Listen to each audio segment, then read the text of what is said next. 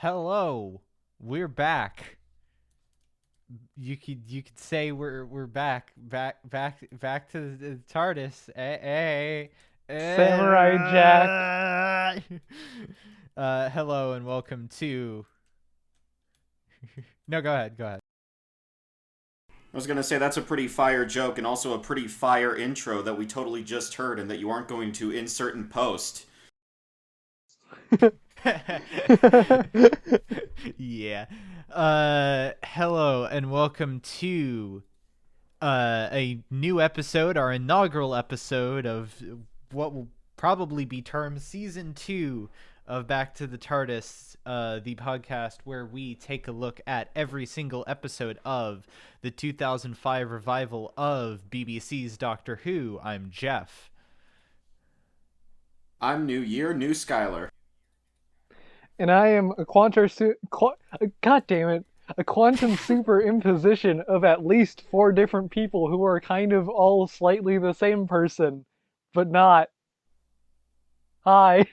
Just left things. And today we are discussing Series 5, Episode 1, The 11th Hour by Stephen Moffat. This episode is obviously the first episode with Stephen Moffat serving as showrunner. It is also the first episode featuring Matt Smith as the 11th Doctor. A new visual look for the show. Yeah, new visual look, new intro. Oh yeah, it's basically completely new production team, almost entirely. This is my favorite way that the Doctor Who cinematically looks. Even we won't discuss the Chibnall era and their fucking camera issues, but like this is my favorite aesthetic era. Outside of the last episode where it actually kind of looked good for once. Yeah, hey, that's 3 years? That's another thing entirely. Yeah. It definitely, one of the things that immediately jumps out to you is just the visuals and the fact that it doesn't look like you're watching a snuff film at 3 a.m. on Adult Swim anymore. Yeah. And obviously there's also, there's a few different things I noticed. Obviously there's just the camera quality and the frame rate is much better. But then there is also, a coloring thing. Yeah, it is significantly more, intentionally colorful. saturated in post. Yeah. RTD is very beige and gray in kind of muted tones a lot of the times, especially in space episodes where you're on some dingy spaceship or space station or whatever. Yeah. But even in Earth episodes, you kind of have muted tones like the gray concrete and stuff city around landscape. Rose's place. Yeah. And now we have hey, it's big vibrant green. Because I tried to think about it and I was like, is there even any brightly colored RTD episodes? And I was like, okay, well, what are episodes with natural landscapes? And the one I thought of was Family of Blood, but even then, the forest is always dark. You don't really see the greens of it or anything. So yeah, it's just something I noticed right away that it's a lot more colorful immediately. Yeah. I will say before we get into before we actually sit down and get into it, you don't know we're sitting in chairs. This is an auditory medium. Anyways, this is my favorite new Doctor story introduction in New Who / possibly in the franchise. I think the 11th Hour is perfect for 11 and perfect for Series 5. Unfortunately, 11's tenure kind of goes off the deep end, but this is This is a virtually perfect start for 11, and I like it more than 10's intro, and I like it more than 9's. I think it is good. What I was about to say is I don't necessarily know if it's better than Rose for me, but as everyone knows, I am a fucking RTD stan bitch.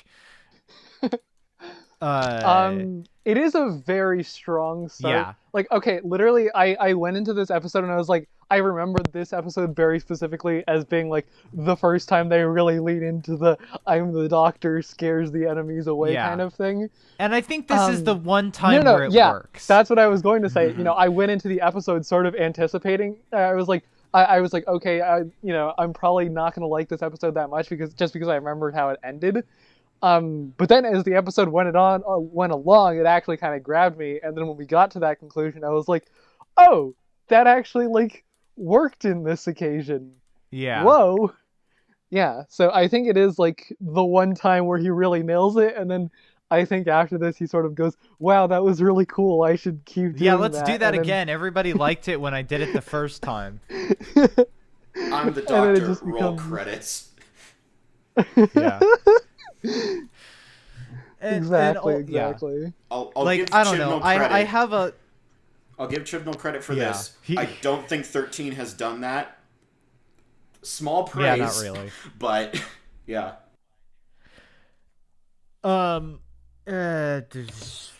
Yeah. I do like this, and I know, like, Rose also had some, like, I think both this and Rose are similar in the fact that, like, the actual plot is kind of irrelevant because it's all about setup. Yeah. Yeah, I just don't think, like, I think the one thing that might set this, at least for me, that might set it Rose a little bit higher is that Rose was bringing the show back from the dead, so I have, like, the appreciation for that because that's, like, so much more extra work. And B, the side characters in Rose ended up being mainstays as opposed to, like, we never fucking see the old lady and Luther from the Umbrella Academy and, like, anyone other than Rory ever again after this. I completely forgot that Amy has, like, friends and shit because they literally never show up again. Yeah, they do weird things with Amy's home life. Not as weird as Clara's home life, but yeah. I guess we can get into going through the paces now. But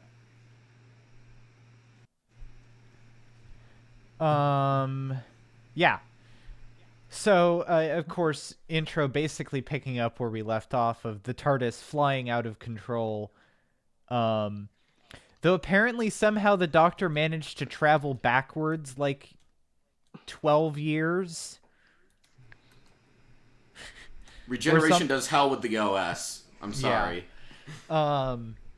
I mean, it is a time machine. Yeah.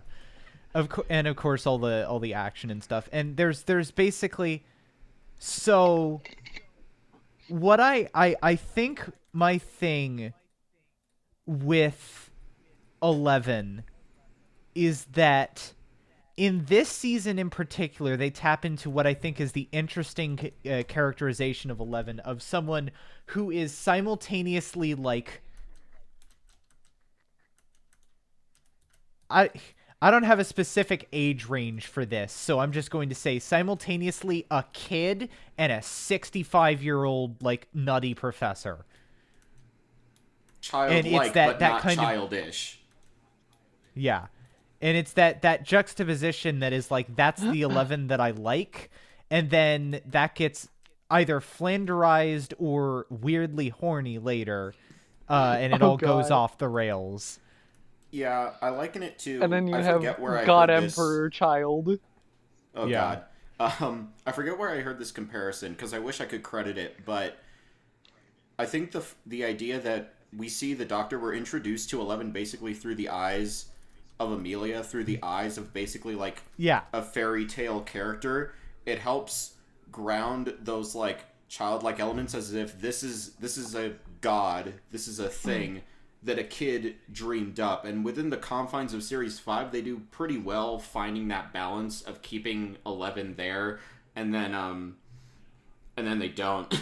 But yeah, it's on full display here in how first we're meeting 11 through Amelia's eyes, and then when we start to follow 11 and we've jumped ahead, now we're kind of seeing this grown woman and seeing how her inner kid comes out. And that's a very interesting dynamic that could, in terms of how she's sort of becoming dependent on 11 through her tenure, it's very different it could be easy to be very similar to Rose or Clara in how they're Yeah. like codependent, but it's different. And I give credit to Moffat Yeah, for definitely. finding an interesting character to be with 11. Yeah, definitely. I feel like I would be remiss if I didn't bring up my strong issues with the dynamic, to say the Yeah. least. Oh yeah, no. Like okay, I mean you compare it to Rose and Clara, and that definitely makes sense because there is that sort of aspect of dependency with both of them. But I feel like, in those cases it is very clearly something that's not good for them, but at the same time it's not necessarily like it's not necessarily I'm trying to think of the right word, awful is I guess what I'm trying to say.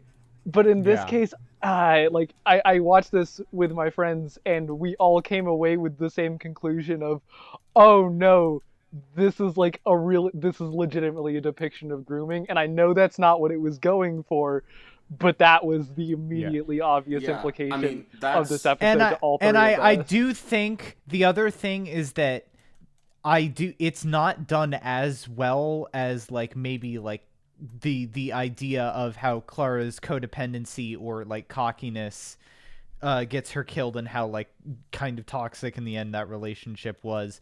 But I do feel like in later episodes, like the God Complex and the Girl Who Waited, there is a fair amount of like deconstruction of the like how in many ways like Amy, like especially like the God Complex, for example, of how like he is viewed as this hero and he has to eventually like break that perception of her.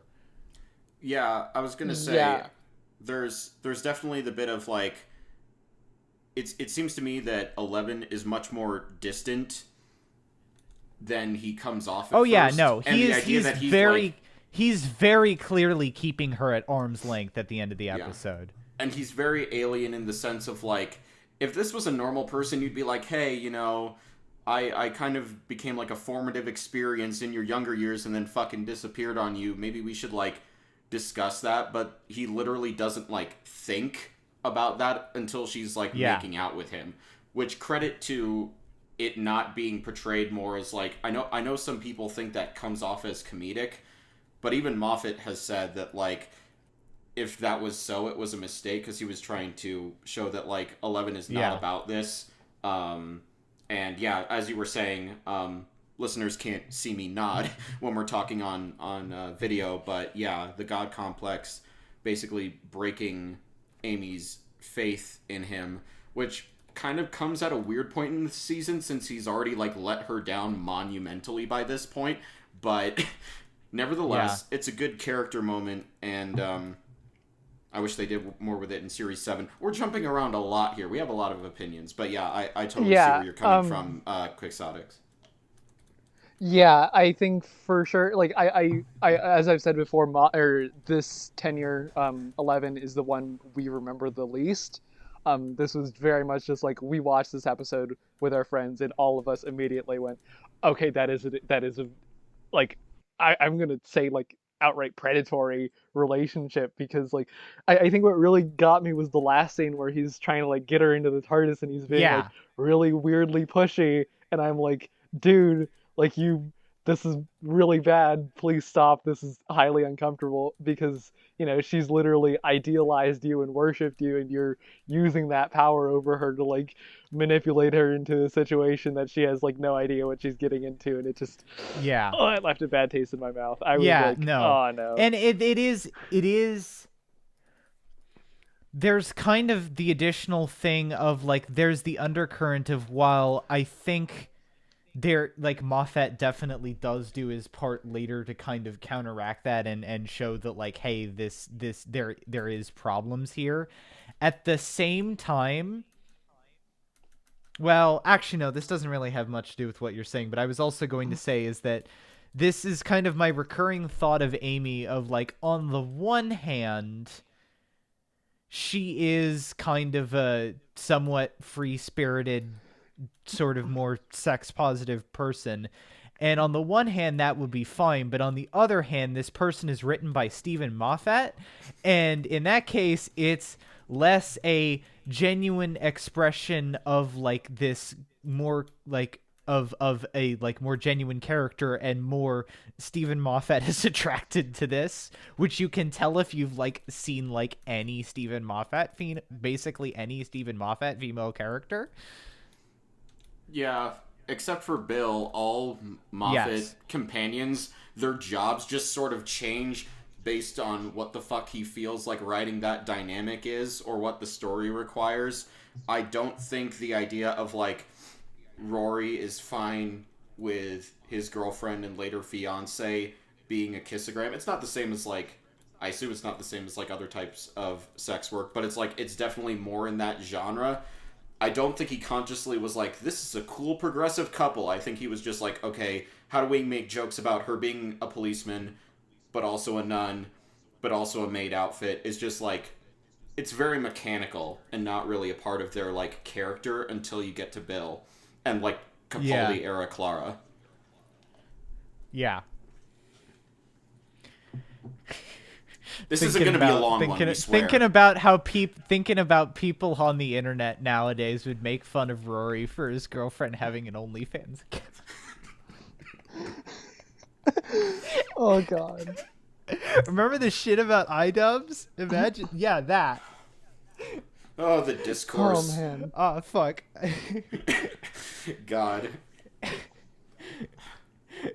Oh man. Okay. I mean, that's also kind of funny. I don't think this is intentional at all, but like the kind of the Mickey-esque journey that Rory takes on, it's not quite the same, but it's sort of the same, like, oh, Rory's cool, but he doesn't really know how to deal with any of this stuff, and then by the end he's like, yeah, an Auton Chad. He's still more of a Chad than Mickey was, but yes, he does not reach true Chadness until Series 6. Yeah. And then in Series 7, he gets the hairstyle that's, like, slicked back, and then it's, like, a level up even more. But, yeah. Yeah. Anyways. I don't think it just as Mickey is better than Rose, I don't think it's a very controversial statement to say that Rory is better than Amy. I don't... Yeah. I think... Okay, if it weren't for episodes... Although at least in Amy's case, she fucks over Rory far less than Rose did to Mickey. Yeah, I honestly would say that Amy and Rory is kind of a draw for me. Maybe this is just based off on memory, and I will fully admit the early 11 era is the most nostalgic era of New Who for me, because this team is like my team. These people are, you know... Yeah. Right in my heart. So I don't... If I take some of the criticism, like, a little bit, like... I'm gonna get better at it. But, yeah, this is gonna be fun. Yeah. So, yeah, and, you know, I guess we are off track, but we're at the point where, you know, meets Amelia, and, yeah. It is very hard to, like... separate that context once you think of it, but like if you purely separate it from that context, of course, obviously the food scene is a banger. There is a reason why it's one of the most memorable scenes of the show. Oh, absolutely. It's just good. I feel sorry for Matt because I've been an actor where I've had to eat food and like a lot of different types, and you're doing multiple takes. So they did some good camera tricks where when it got to like the toast and the beans, he wasn't like eating anything. But I was just like, oh god, Matt. Yeah. Matt, no. But yeah, that's a good scene. Yeah, it's probably a good thing they had him spitting it out instead of eating like that much food eating however many cups of yogurt. Yeah. But yeah, it's a very iconic scene. It's one of the ones we remember really well from his tenure. Yeah. Yeah, absolutely. Just sort of another comment. Were these first 2 seasons of Matt Smith like planned together? Because if I remember correctly, some of the plot lines from this one go straight into the next season. Oh, with the Pendorkle will open, silence will fall. Yeah. I don't know if they were. I think conceptually they probably were. Because I'm confusing your terms. Do you mean like written together or produced, like physically produced together? Like, did they have were they like planning out kind of these two seasons together? I have a feeling that Moffat probably was, because he's one of those complexity addiction mother. Like, if you watch his finale, and just like the level of pile up continuity bullshit. Let me be real. I'm not going to be kind to any Moffat finale before Capaldi era at the least, most likely. And even then, the That's only fair. one that I think the only two finales in terms of both episodes, or all three episodes in the case of series 3, that I can unironically hold up and say, yes, this is actually good, are Parting of the Ways and Dr. Falls. The two complete opposite ends of like the timeline of good Who. Is it sad that when is it sad that when the crack came back for Matt Smith's final episode, I was like pleasantly surprised, because I was just like, okay, they are gonna tie that around into something that makes sense. I don't know if that just meant the bar was that low, but I was just like, I appreciate, even if you fumbled the landing on the silence like pretty fucking hard, at least it like all came together. And like, again, maybe this is just me being more charitable to Moffat now that we've had now that we're some years into Chibnall's era, but like I appreciate that there's a overall arc and canon to Moffat era, even if it doesn't touch upon like RTD era at all. Like, I still appreciate the attempt to create some type of cohesive thing. Yeah, the continuity is good. I think my take on Moffat continuity is that it's fine, but I prefer RTD continuity in terms of more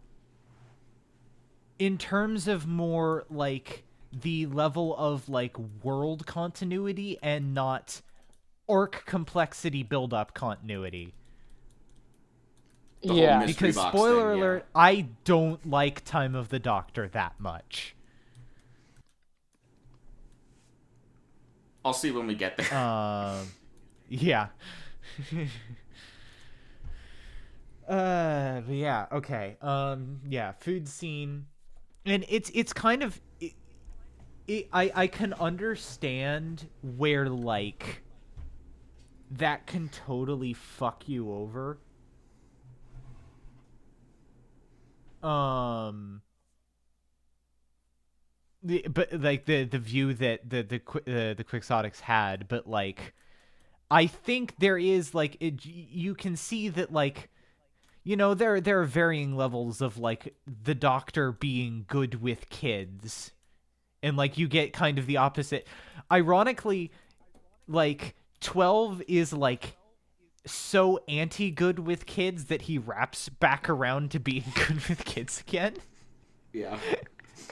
Or maybe it's just he's good with like bitchy teenagers because they're like him. Yeah. I was totally thinking so about true. I was totally thinking about 12's scene with young Danny Rupert Pink. I can't believe I remembered his birth name. But gonna be honest there. But I think what really makes all of this work, and what I don't know, I can very easily see where Quixotics gets that point of view, but I think Caitlin Blackwood, I think that's her name. Who, fun fact, is actually Karen Gillan's cousin. Like, exactly. I think she completely nails someone who's just like going with it, and I don't know, I don't have quite the words to say it, but it's just like, oh yeah, like this, I can keep up with someone that just fell out of the sky, and she's not really like impressed with him or like enamored with him until he has to go, kind of like it's only when he's just like, oh, I need to go in this time machine and like hop 5 minutes into the future, it'll be cool, and then you can kind of see like time machine, like that light lights up in her eyes. It's just like, can I come? And yeah, that probably would have been definitely. fine, except then he leaves, and that would fuck you up extremely. Yeah. So yeah, and it does. It like it doesn't ever really shy away from the fact that like that does. Yeah, and so I'll just say I think the nuance in her performance helps smooth a lot of that over. If this was like a situation where like this is going to be a reference almost nobody gets, but in Wonder Woman 84, Pedro Pascal's character has a kid and the kid can't act at all. Pedro Pascal is carrying those scenes and indeed the entire movie on his shoulders. But that's not the case with definitely with the young Amelia sections. One of the better child actors the show has had. Yeah. And like, I really, as a resident Fear Her defender, I hate to do that to Chloe Weber, but it's true. Got him.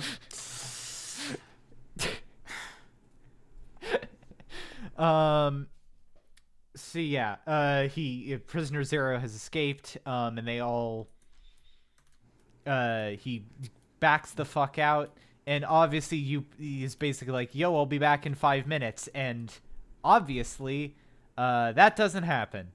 And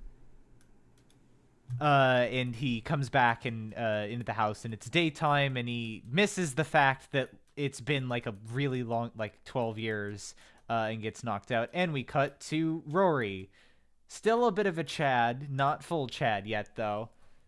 Only at 20% Chadosity. I have to say, there's another like weird thing of like, Rose's plot isn't the best, but like, the fucking other like head nurse person that's like Rory's boss is a fucking terrible character. Like, what? Like, he literally has photographic evidence, and she saw them start talking, and she's just like, get the fuck out of here because? Yeah. I would call that bad writing, but I've had bosses that just basically don't actually listen to you. And yeah, I could feel for that scene in a way that I hadn't when I saw it growing up. But it is a bit of a convenience in some ways. Yeah. To get him outside of his work. Yeah. It's just, I don't know, man. I'm fucking confused. I don't think it was necessary for the story to have the multiform, like, probably bite her head off.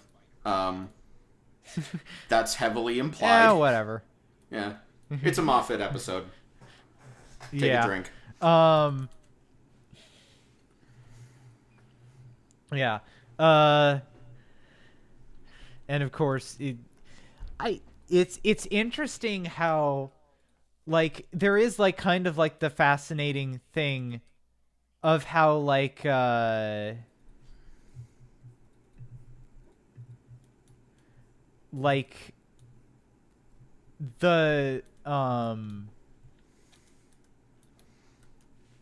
how like distrustful she is. Like it's in kind of an interesting like variation on the dynamic. Yeah, I mean, I don't know exactly how to say this like correctly, but when she first hears him and like sees him, she probably panics and hits him because number one, she's like, okay, someone's still breaking into my house, and she's probably also wondering if she's like finally like not snapped, finally, but like finally, but like is just like hallucinating something that like to her she's doubting if he ever existed at all. Like they don't play into that angle as much as they maybe should, but it gets across what's happening when you sit back and think about it.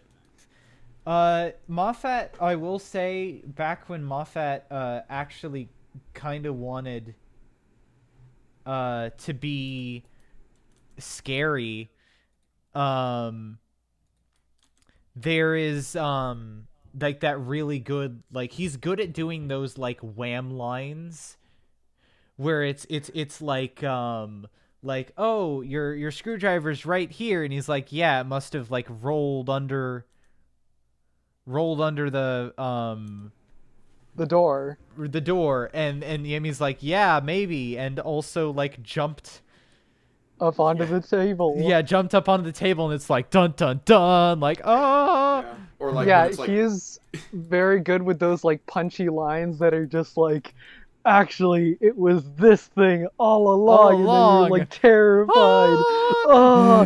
I mean, he does that with the like perception filter too. This idea of like, there's a room in your house that's always been there and you've never seen it, and he's like, you get that whole exchange of like, how many rooms are on this floor? 5, and he's like, no, look again where you never want 6. to look. Oh my god. Dramatic. And he does that a lot. I think he does it a lot better with 12. I mean, obviously the culmination of that is with Listen, but it's a thing he does a lot. Mm-hmm. Yeah. Minor cinematic thing I want to praise is the whole like, when they're turning their eyes and like getting past the perception filter, it's a close up on their eyes and their head turning. That's just like, that's such a neat touch that you don't need to do, but it adds so much atmosphere than just having the like stupid like suspenseful music, which is still effective, but it adds to the overall picture, I guess.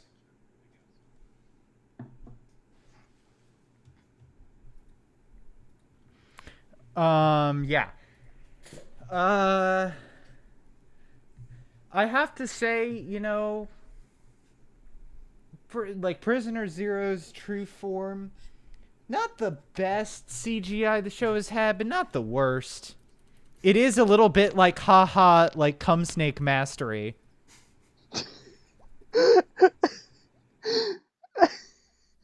I mean, you're not wrong, but like, man. Yeah. I just love that it's always hanging from the ceiling somehow when it's in its true form. They definitely did the wise thing. Yeah, somehow. Is it like a Jaggerfest thing where there's just this huge like pustule on the ceiling or whatever? God.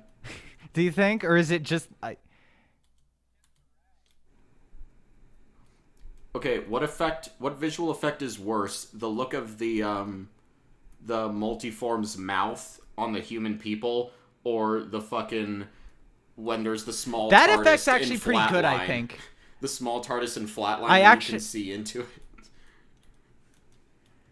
I actually think the fucking the mouth effect is actually really good.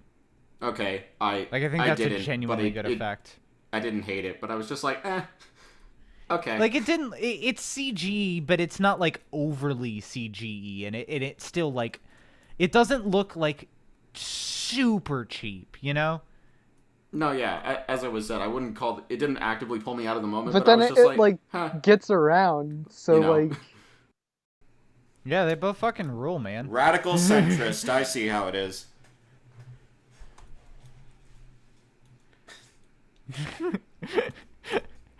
Can we get you on record? Quote I'm that a child. shit, man. Anyways. All right. As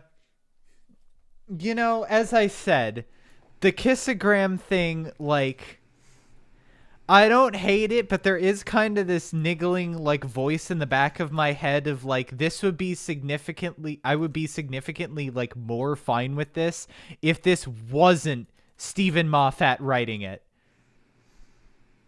I think I give the smallest of credit to be like, okay, at least you didn't play with this, like, every time it came up. You know, it doesn't stick around, which maybe you should argue if you do something like that, it should. But it's like, this could have been a Vastra and Jenny situation, and it wasn't. Yeah. And sadly, that's a sad bar, but also I'm just like, Yeah, it's just...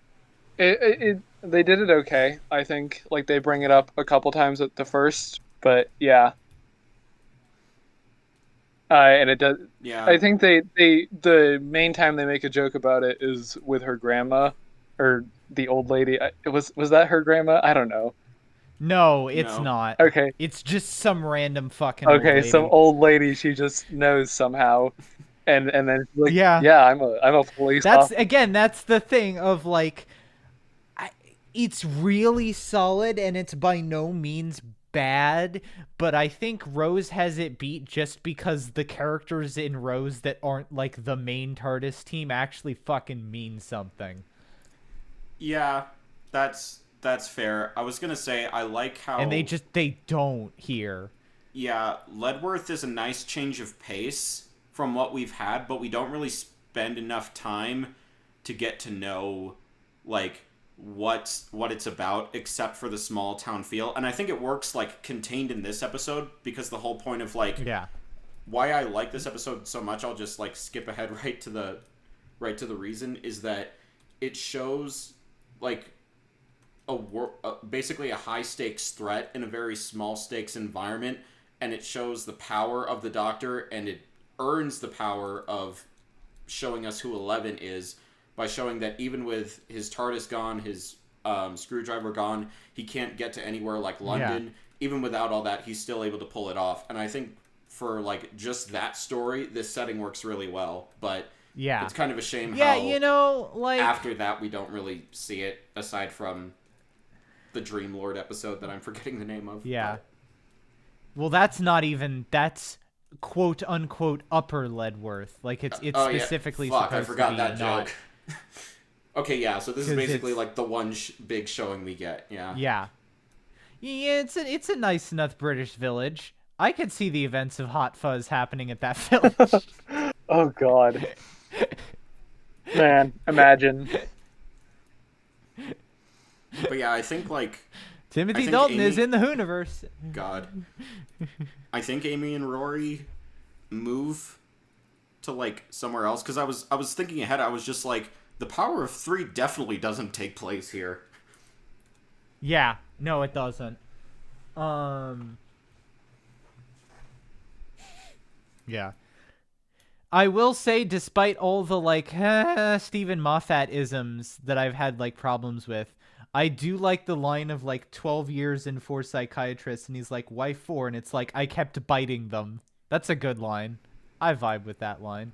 Yeah. Yeah. Yeah. Or the like, let's go, man.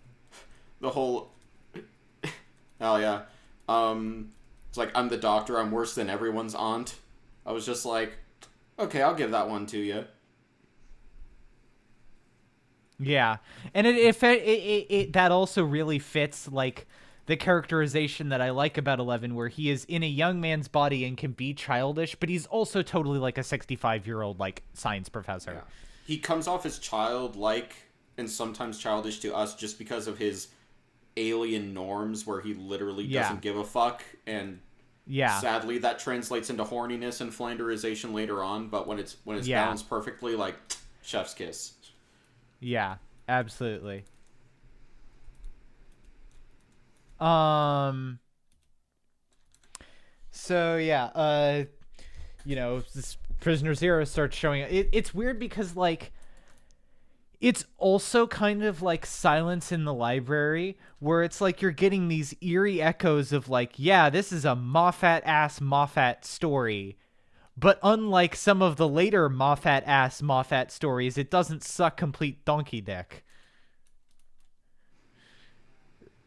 Intellectual criticism there. But yeah, no, I totally agree. It's... Am I wrong? No. No, you're not. Yeah, as I think we've all kind of been... Yeah. Yeah, and it's also like, yeah. He's not relying on them. It's like, I don't know, to move the story along. They're there, but he also has something underneath it, whereas later it's completely flipped, almost.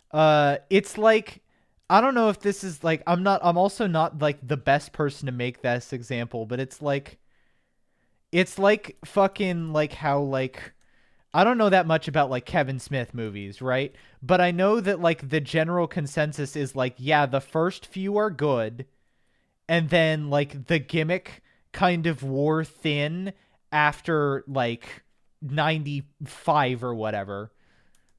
And it's like, well, it's kind of the same shit, but it's not really like entertaining anymore. Yeah.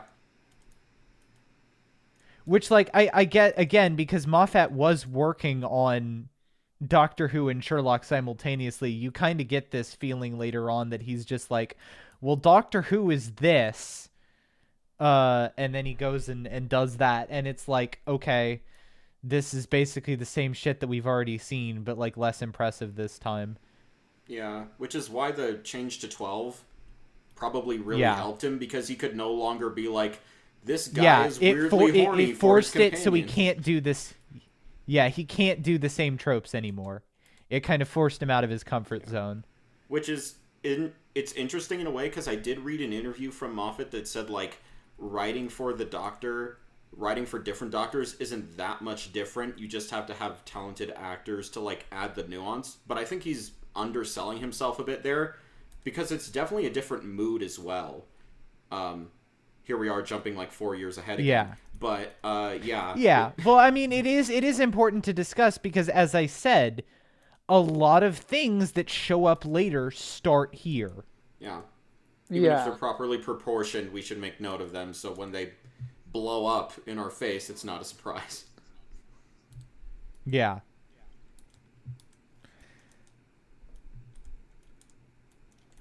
So, yeah. Talking around the village people, as mentioned, Geoff, who we all know now, well, I don't know if we all know, but is more well known now as Luther from the Umbrella Academy, shows up.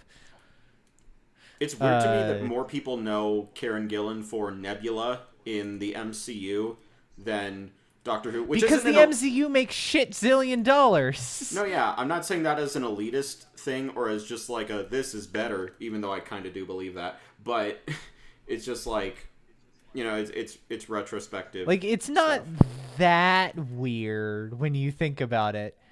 Because, like, yes, she was the companion when Doctor Who was the most popular in the US, but, like, at the same time, it was still kind of a cult show that didn't necessarily have the broad spread mass appeal of fucking your MCU. Yeah, Doctor Who got big in geekdom, but MCU got big fucking everywhere. And I believe MCU just got Disney controls the world big.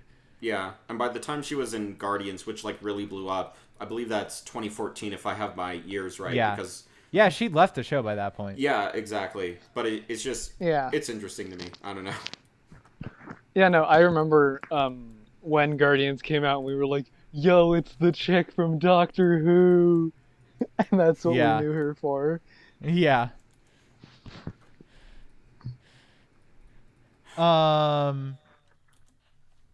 So, yeah.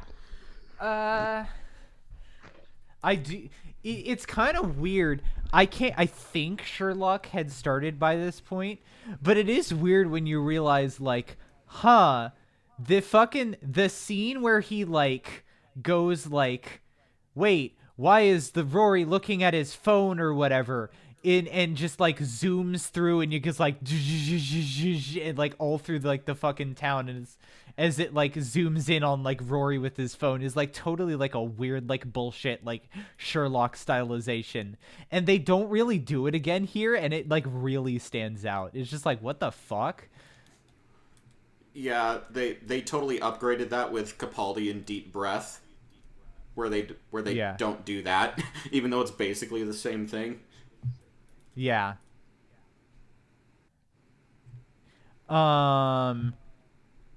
Oh, I guess I'll bring up my one, like, nitpick of, like, I don't get why this is here, is that Amy kind of just, at one point, is just like, no, I'm not helping you, and, like, just basically holds the Doctor hostage and is just like, tell me who you really are, which, on one hand, I get, like... Also, she just fucking locks his tie, like, slams his tie in a car door. He can get out of that. No, yeah, but... It's not like she handcuffed him. Even beside that, it's just like, okay, you choose now of all times, like, there's really nothing in the narrative to suggest that, like, something new has happened that has made her, like, think, like, okay, I'm losing it completely, or you're, like, a prank or a setup, like, tell me who you really are. it's kind of a nice character drugs, moment with the social apple. Experiment. But, yeah, but I'm also just like, okay, this is probably like the one part of the episode where I'm just like, this isn't necessary for the pace or the storytelling, and the fact that they lead into it with like, what's this? It's a duck pond. Like, what? I don't know. It was, and again, I think this episode is virtually perfect, but if I had to name one thing that I was just like, I don't know if you needed that, it would be that small scene before he meets Rory. I would say my biggest criticism of the episode is that the pacing is really weird in the second half. You just have this really weird pacing of just the Doctor does about 20 things in the space of like 20 minutes. And it's just like, yeah, it really crams that second half. I mean, fair enough. I thought it worked, but, subjectivity of media. I think it's not the worst thing. I wouldn't say it like really fucks up the episode. It was just a really weird thing to watch, and you kind of like, it was very much an and then Sure. sort of thing. Yeah, sure. Definitely. I guess it out does, of all the... it does kind of just go fucking hog wild at a certain point. Like, you have that scene where the Doctor just shows up and like he opens a laptop and within like 2 minutes he's accessed like a Zoom call with all the most powerful people in the world and has invented a virus there's like a weird that like solves all their horny problems joke there too. Like, thanks, Moffat. It's just like, it's really stuff weird. like that you realize, like, technically, like, Moffat like came from like writing like Coupling, which totally would have been that like sex comedy type thing, but it's just real weird. Yeah, I don't know. Out of all the like Deus Ex like high tier bullshit that the Doctor like pulls out in some of the weaker stories, the idea that he's just like, oh yeah, I'm smart enough to find my way around human computers and prove that I'm smart to like human experts so we can get this thing done. It's like, maybe it just shows how ridiculous the show can get sometimes, but I'm just like, yeah, that seems pretty reasonable, like in comparison. Yeah. To the other things. It's like, I don't, and also like, I don't know, that doesn't seem like something RTD would do. He'd do some bullshit, but not that. Yeah. And again, I guess that's also mainly because I think mainly because like RTD as a doctor, like for writing his doctors, usually had them be like a lot more fallible. Yeah. I think and self-doubtful. Yeah. I think it just kind of, at least it fits for me, because again, it's that whole idea of like, 11 is someone, and the Doctor in general as well, is someone who can take this situation that's basically a no-win scenario. Like, if you put Torchwood in this situation, if you put Sarah Jane, things are screwed, but he can just, like, he can take a random guy in his laptop and inspire him. Here we go, zibbity zooms, zibbity doo, I'm the fucking Doctor, bitch. Yeah, and again, I think it... Yeah, I mean, literally, this is like, this is kind of like, it's not exactly the same or as dire, obviously, but it is like a similar threat to what Children of Earth Torchwood spent their 5 episodes dying for. And the Doctor's just like, yeah, let me just pull out a laptop. I'll get it fixed right up in 10 minutes. Yeah. So I don't know. I get the complaint. It's definitely a lot. But again, I think it's all going towards the point of like earning.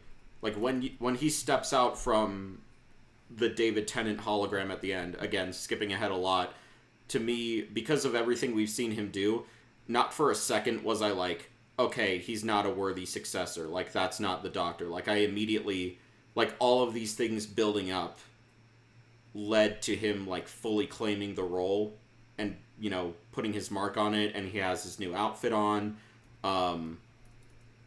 It's just... And then the whole, like, I'm the Doctor, basically run. In that moment, it's earned because he had to prove himself as a Doctor first. Every other time he does it, he's just like, it works here because it's a setup episode for Doctor and essentially like a super soft reboot.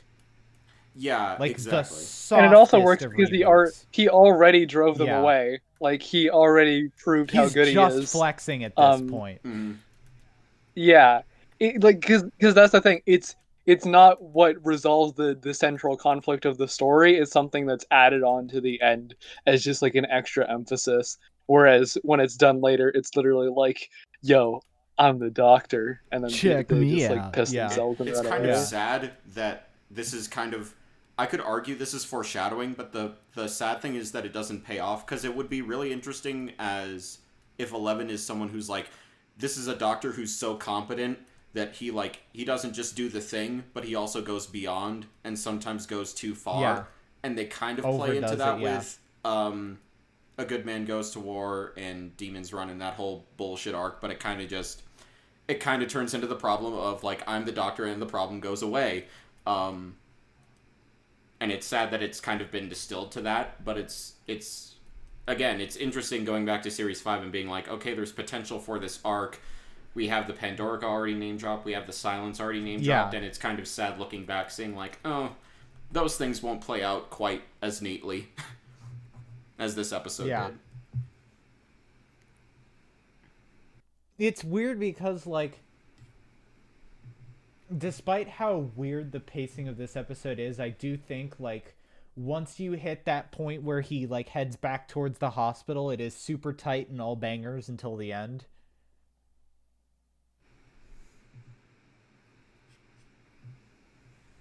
Oh, that's another thing we forgot to mention, but just the soundtrack is immediately different. Yeah. Even though it's the same person. Yeah.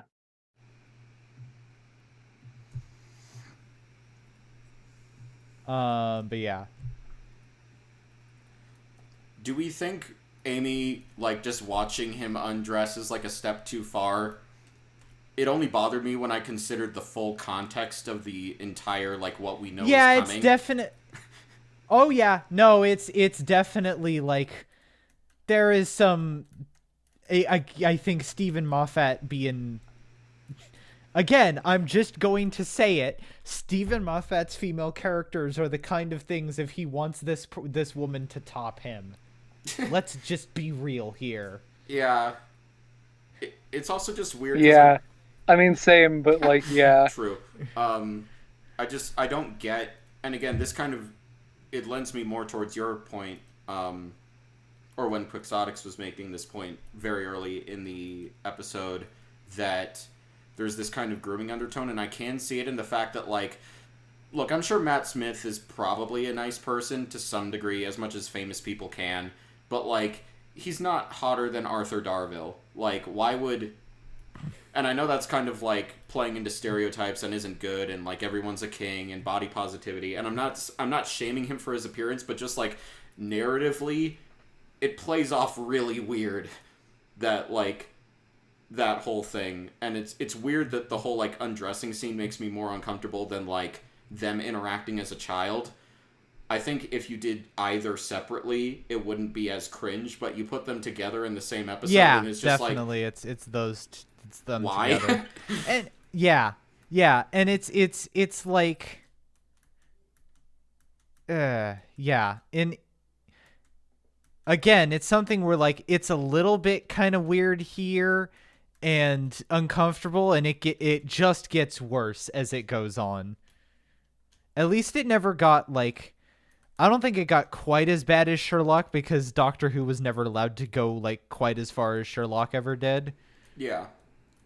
But, like, whenever fucking the fucking Sherlock version of Irene Adler shows up, it's just fucking terrible.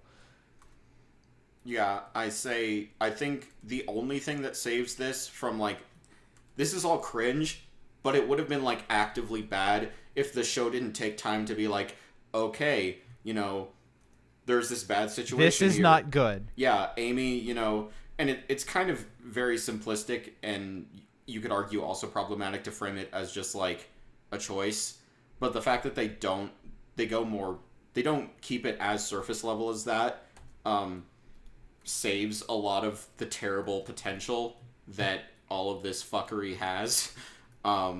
It's cringe, but not enough cringe that he's gonna lose subscriber. Yes. That comes later. Yeah, PogChamp isn't banned yet. That'll date this episode. Yeah. But yeah. So yeah, as mentioned, summons the Atraxi back. The only okay use of "I am the Doctor." After this, it's just a meme.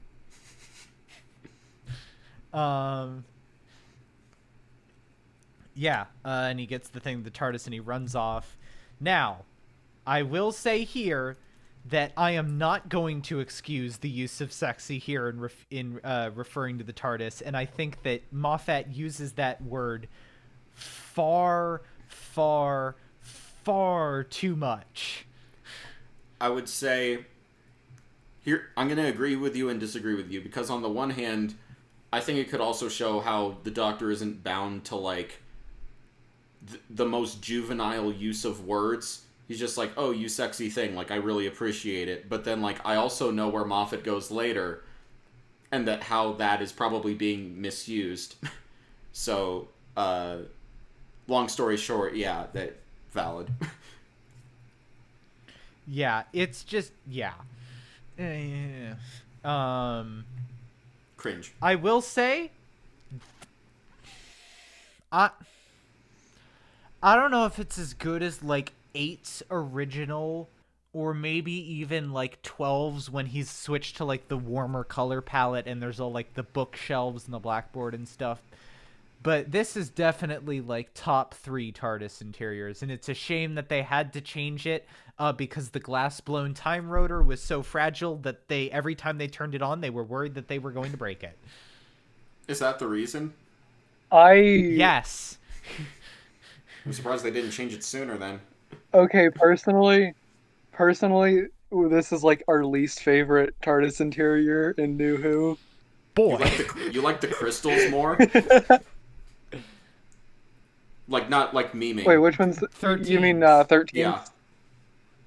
Yeah, no, that one's pretty cool. Okay, valid.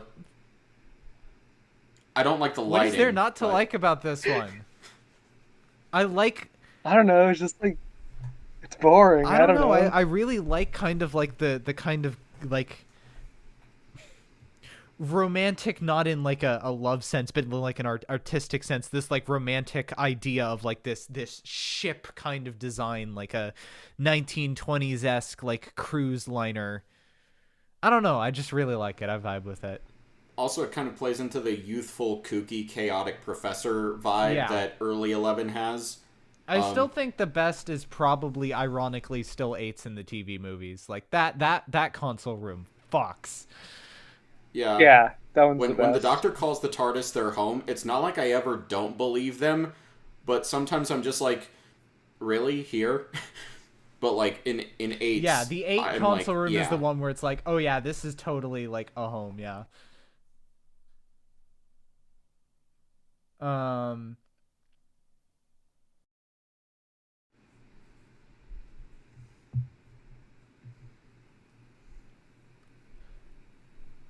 So yeah, there definitely is.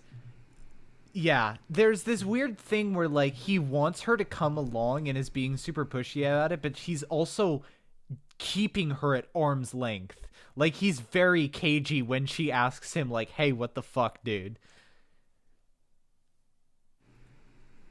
I'm unsure of like where this translates from like the end of 10's arc to 11. The best thing I can come up with is that he really wants a friend. He wants a friend, but he desperately does not want to get as emotionally invested with his friends as he was last time around. Yeah, that's basically what I was gonna say, that it's like he recognizes that he can't be alone and that there's some part of him that wants to connect, but he's also like, fuck, I don't want to go through that again. Yeah. Yeah. So yeah, and at the very end, it's revealed that the surprise, Amy's getting married, and that's why she wants to be back by tomorrow. Yeah. I'm sure no drama will come of that. Yeah, none at all. So yeah, unless anybody has anything else to say more, I'm gonna move on to ratings. I'm good. Yeah, it's really solid. As I said, I don't think it's quite as solid as Rose, but as you all know, I am a shameless fucking RTD stan fanboy bitch. Um and I think that's just because like Rose does so much more and so much less, and also additionally has good side characters, that it's just like this is good but not quite as good. But still, that being said, it's still absolutely like an A+ slam dunk. It's just when you're comparing it to like that, it's like I don't know, man. I would still say that I think this is my favorite Doctor intro, um, like narratively speaking, and also character-wise in New Who.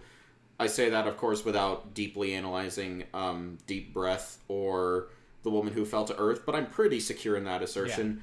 Yeah, I Deep do Breath admit that is fine, but not as good as this. And The Woman Who Fell to Earth is just, it's all right. It's fine. yeah, It's better than Christmas Invasion. Exactly, that incredible bar. But I do think some points were made about like how iffy the whole like Amy and Eleven dynamic starts off. How willing you are to accept that kind of depends on whether you consider 11 just in series 5 or 11 overall. And also taking into consideration other Moffat tropes. There's definitely a lot to unpack there, but overall, I think he came out of the door in his tenure in his era of being a show leader swinging, and showing that like this is my mark on the show, this is the type of feeling, this is the look, and for me, at least all of those land, and he's able to keep that promise of what his era is for his entire first series. So for that, Series 5 fucks hard at least. Exactly. So it's like that's my stance on the 11th Doctor. Series 5 fucks hard at least. Exactly. So not much else does, but that does. Yes. Not as much fucking as we quality fucking as we want. But I'm not a child. Yeah, I think this episode is virtually perfect. Despite all the Moffatisms, even some of the stealth Moffatisms, like delete your browser history, which would eventually become a 12 thing. I was just like, hey. But yeah, this is a new exciting journey that we're embarking on, the Moffat era. New year, new episode, new era. A+.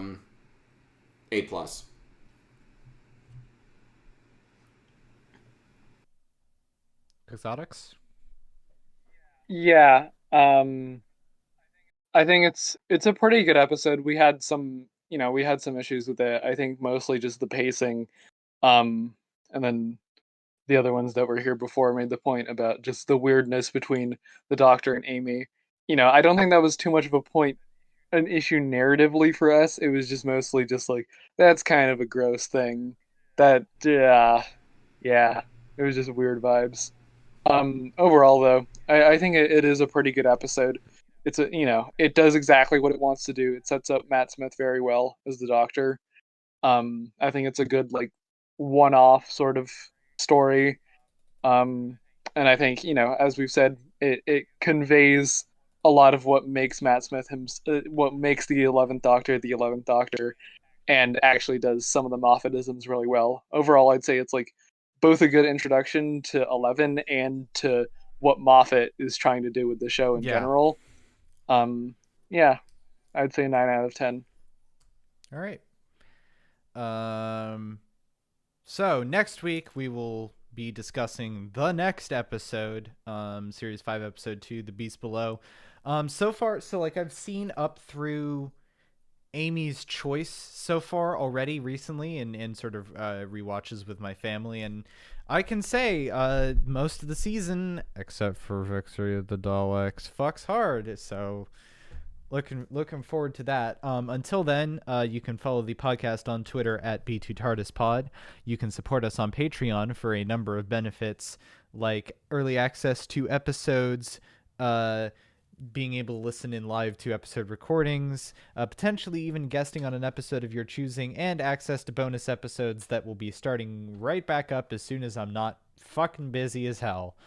I'm Jeff. You can follow me on Twitter at WheatleyDL and on Twitch at WheatleyDLT. I'm someone who dabbles in being a sapphic nun, and you can find me on Twitter at skyhigh9_5. I'm Carcap Vantes from the hit webcomic Homestuck, and you can find our system at like 3 different ads. Let's see, we got Fat Dick Demon, Nihilist Panther, and Quixotic Alt. All right. And we will see you all next week.